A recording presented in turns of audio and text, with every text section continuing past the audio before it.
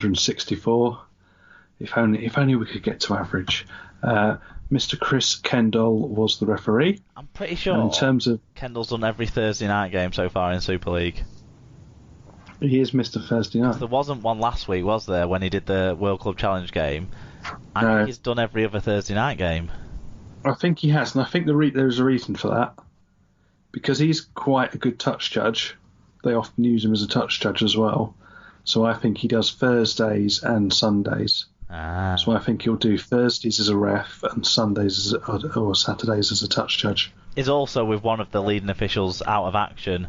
One of the guys they will want to put on the television games because they want to put the leading officials on those high-profile games, don't they? Yeah, until that is sorted out, then we are at least one high-grade official down. Yep. Okay, what about the stats?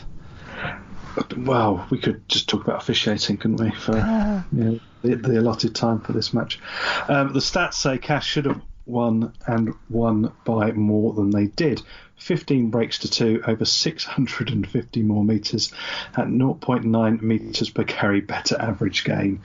2 fewer errors, 1 fewer penalty conceded, 5.1% better team tackle success rate, and those numbers would lead it to be a 40-plus point win. 64 missed tackles on the stat sheet for OKR. That's rounding down as well. 12 fixtures this year before this one had fewer missed tackles in total than Hull KR put up in this game alone. Yeah, when I saw 64, I checked it again, and then I thought this is going to look ridiculous when you compare it to other matches, let alone other performances individually by teams. There we go. For the winning cast side, who I suppose you could say pissed it. James Clare, 1 try, 216 metres, 3 clean breaks. Daryl Orfoot's making 162 metres. Grant Millington, 5 tackle busts, 134 metres. And Peter Matautia, 8 tackle busts and 122 metres. The rare bits of shine in amongst the turds. Ben Crooks, 1 try, which was a very nice try. 5 tackle busts and 147 metres. 2 dads himself, Sean Kenny Dow, 134 metres. Greg Merkin, 115 metres. And Jez Kitten, it says making 46 tackles, but he must have missed it felt like he missed 46 as well. I think he made 46 and then was too tired to make any more. And I mean, we'll get to the fan reviews in a sec, but one thing that baffled me in saying about Jeslin, I just assumed no one else was going to come on and play hooker when it was about 32 minutes in and he looked absolutely gassed and he hadn't been pulled off. But then, a few minutes after that, Hull KR actually did bring Elliot Minchella on to play at hooker. And I was like, well, if you were going to do that, why didn't you do that 10 fucking minutes ago when he looked knackered after being quite good? So there you go. And he was chasing. He was already flagging at that point. Yeah. Okay. First of the fan views, Karsten said, KR with a terrible middle defence, a very good scramble, and a lucky lead after the first half. Cass made way too little of their chances. Second half was way better by Cass with more pressure on the edges. All the booing Rovers fans should be sent to a refereeing course and made to ref some games. No ref, no game. And Shenton had a worse game than Kendall. Yeah, well, I'd agree with that one. Lee Whitnell said, first half was a really enjoyable battle. The effort of that battle from KR plus the sim binning early in the second half seemed to gas the whole players, and they couldn't cope with Cass, who just had that little bit extra in key moments. Paige said, I'm singing on a Thursday before playing on a Sunday. I thought the first half it was going to be a close game, but then Castleford finally decided to turn up the heat and Rovers let themselves down. Could have been a lot worse if some of the passes stuck. Guess Blake is right, they are rubbish. Tom, do you still believe in Rovers revolution, or should that be Rovers relegation? She's twisting that knife. St David said the Tigers love. Tom agrees with Blake. St David said the Tigers love a second half sim bin. Good win for Ford. Just keeping top spot warm for the mighty Saints. Sydney Kidney 4 said, Chris Kendall, more like Felicity Kendall, and that wasn't the good life. Very good. Genghis Campbell said, hashtag Ryan Brearley is innocent. And Chris Kendall has a part-time job as in financial services, according to the crowd. Ah, right, yes. Yes. Okay, I understand that one now. Maybe he is Swiss.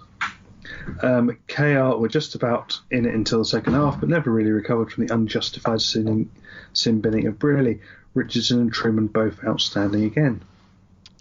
Cav said, Cass looked pretty good overall. If not for some poor finishing, particularly in the first half, they could have put a more sizable score on the Robins, who looked dire. Can't fault the effort from them though, they just don't look good enough with all their injuries to compete with the top clubs. Rovers in for a tough year, and they could well go down. Cass fans will be disappointed not to have put 50 on them. I mean, if I'm being brutally honest, I kind of agree with that. That I think if Cass Cav get unstuck with in terms of where they finish up at the end of the season, because their points difference isn't as good. I mean, this is just the sort of match you'll look back on and say you could have put more on. Definitely, yeah. Mark W said this looked wide open in the first half. The second half felt more like KR capitulating and Cass stepping up a gear. I don't think the sin bin was the difference, but that said, penalising a defender for trying to get to the ball is crazy. Always in our shadow said, credit to the Dobbins, looked reasonable for 10 minutes, then looked like they couldn't score in a brothel. Not that Cass was much better for 40 and needed another dodgy yellow to kickstart them. A good team would have got 50 at the coldest place in rugby. Do you know what? I would say that is the nicest thing Always in Our Shadow has ever said about OKR. He'll need a wash. Is it the coldest? Oh, I don't think it's the coldest place in the whole of. Is it? Coldest place in Super League. Well, apart from Toronto right now. Yes, fair shout. That is, I mean, to be fair, Toronto is pretty snowy. Toronto in May is bad enough, but yeah. Blake says Toronto in the autumn's beautiful though. It is, but it's bloody cold. Blue, cold and wet weather. Anyway, Blake says, Daddy says it's because of injuries, but Mummy says it's because they aren't very good.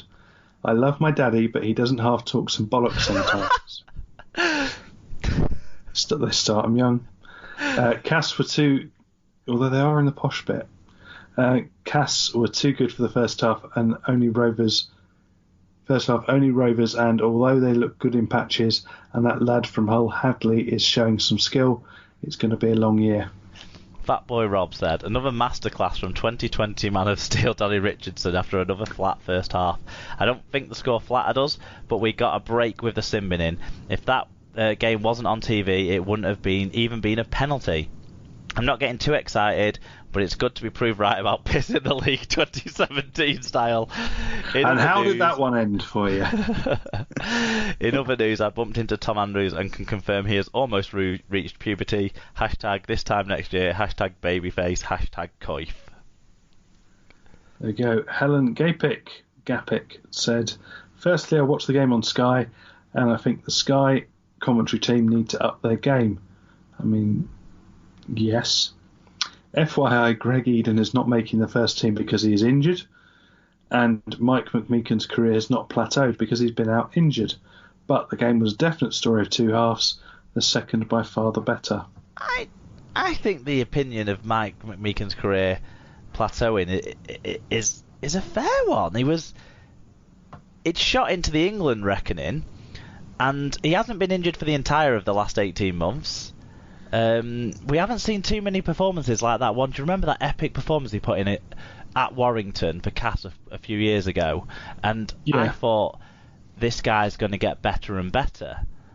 No, I am particularly biased towards him. He's someone I always look for because of obvious connections that we've talked about here before. But I tend to agree. I think he has sort of slipped under the radar and slipped down the order. And if you're talking, it's not to say, and plateau doesn't mean gone shit. It just means not continued to progress at the rate it was progressing. His development as arrested. He's leveled out rather than he's not gone down. He's still a good player, and if the rumours are true that he's leaving rugby league, then that's sad for our sport, I think. Yeah, if that does come, it's given how much time has been invested in it, it would be a shame. But there we go. The double prison champ, I think he was drunk when he wrote this one. This is Tom Andrews' review. He said, what it's like when a championship side plays a Super League side in the Cup. No lack of effort, but a lack of quality shows in the end. Ben Crooks is still the best aerial Super League player, and the sin binning was bullshit. Can't see where a win is coming from, but if I don't have hope, I have fuck all. So up the fucking Robins, Tony Smith's Barbie Army and all that. Hashtag cryface.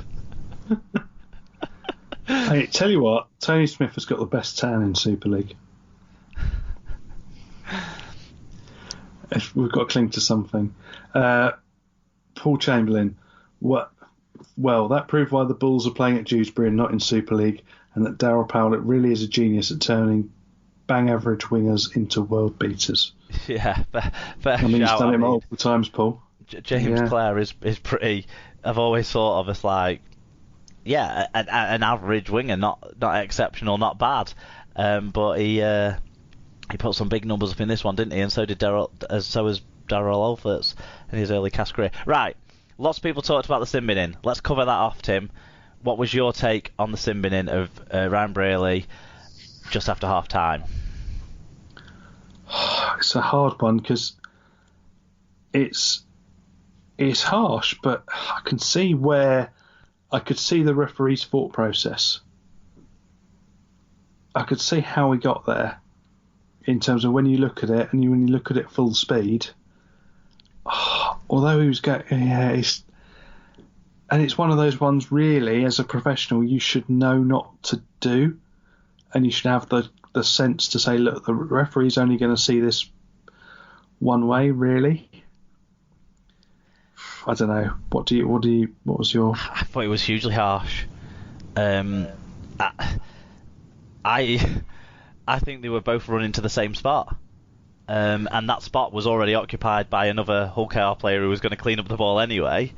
I thought it was hugely harsh. However, and Cass took full advantage, scoring 8 points in that period, and getting to a point where on the score sheet it reflected the difference in the two sides' kind of performances at that stage. But yeah, that's what I think. Right, tell me about the rest of the game without using the phrase "a game of two halves." It was a game that promised much and then didn't deliver. So, I mean, as always, it's the hope that kills you. It's that hope of, okay, we're in this.